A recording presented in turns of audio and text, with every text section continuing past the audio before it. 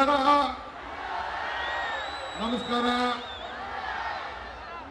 ಎಲ್ಲ ರಾಮನಗರ ನನ್ನ ತಂದೆ ತಾಯಂದಿರಿಗೆ ಯುವಕರಿಗೆ ಚಾಮುಂಡಿಯ ಈ ಒಂದು ಪವಿತ್ರವಾದಂಥ ಕರಗ ಮಹೋತ್ಸವದಲ್ಲಿ ನನ್ನ ಸಾಷ್ಟಾಂಗ ನಮಸ್ಕಾರಗಳು. ಇದು ಪವಿತ್ರವಾದಂಥ ಸಭೆ. ನಿಮ್ಮ ಅಭಿಮಾನಕ್ಕೆ ನಾನು ಗೌರವ ಕೊಡ್ತೀನಿ. ಆದರೆ ನೀವು ಕೋರ್ಟ್ ವಿಚಾರ ಇಲ್ಲಿ ನನ್ನ ಮೇಲೆ ಒತ್ತಡ ಹೇಳಕ್ ಹೋಗ್ಬೇಡಿ. ನನಗೆ ಭಾವನೆ ಗೊತ್ತಿದೆ. ನಾನು ಇಲ್ಲಿ ಕೋರ್ಟ್ ವಿಚಾರ ನಾನೆಲ್ಲ ಮಾತಾಡಕ್ಕಾಗಲ್ಲ. ನಾನು ಇಲ್ಲಿ ನಿಮ್ಮ ಒಬ್ಬ ಸೇವಕ, ಇದನ್ನು ಗಮನದಲ್ಲಿ ಇಟ್ಕೊಳ್ಳಿ. ನಾನು ಮುಖ್ಯಮಂತ್ರಿ ಇರ್ಬೋದು, ಆದರೆ ರಾಮನಗರ ಜಿಲ್ಲೆಯ ಮಗ.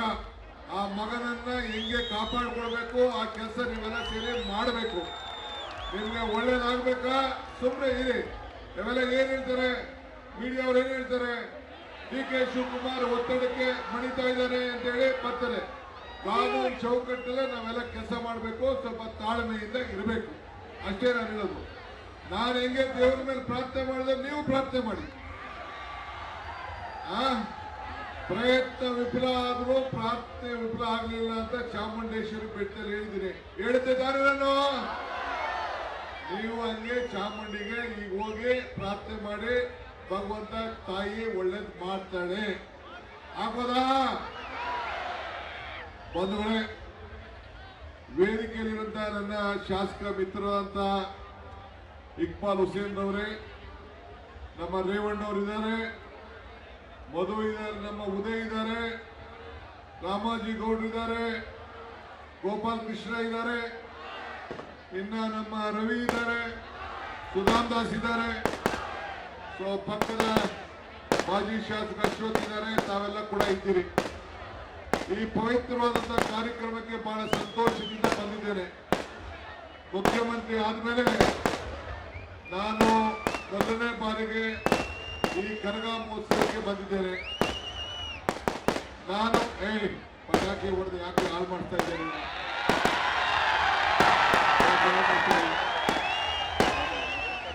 ಯಾರು ಮನೆ ಹಾಳಾಗೋಲ್ಲ.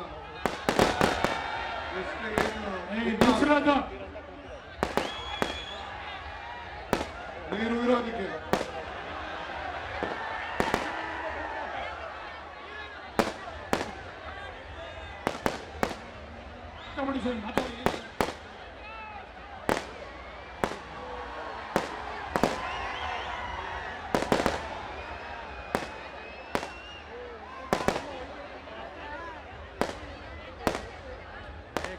ನಿಲ್ಸ್ರು.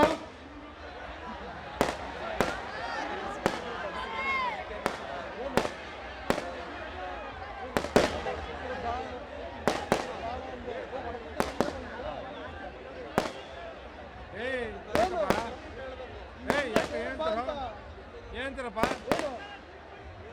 ಏನ್ ಹೇಳ್ಬೇಕು?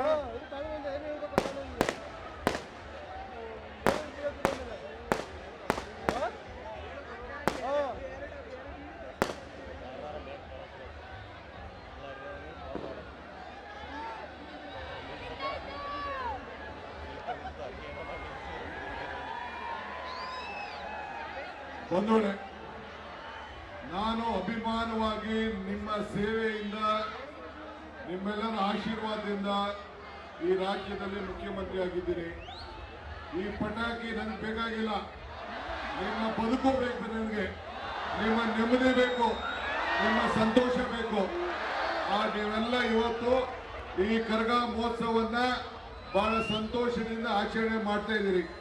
ನಿಮ್ಮೆಲ್ಲರ ಪ್ರಾರ್ಥನೆಯಿಂದ ಇವತ್ತು ನಿಮ್ಮ ಸೇವೆಯನ್ನ ಮಾಡಲಿಕ್ಕೆ ನನಗೆ ಅವಕಾಶ ಸಿಕ್ಕಿದೆ. ಇವತ್ತು ತಾವೆಲ್ಲ DK ಶಿವಕುಮಾರ್ಗೆ ಒಳ್ಳೇದಾಗಬೇಕು ಅಂತೇಳಿ ಪ್ರತಿಯೊಬ್ಬರು ಕೂಡ ಪ್ರಾರ್ಥನೆ ಮಾಡಿದ್ದೀರಿ. ತಾವೆಲ್ಲ ಪ್ರಾರ್ಥನೆ ಮಾಡಿ ನನಗೋಸ್ಕರ ಬೇಕಾದಷ್ಟು ಶ್ರಮವನ್ನು ಪಟ್ಟಿದ್ದೀರಿ.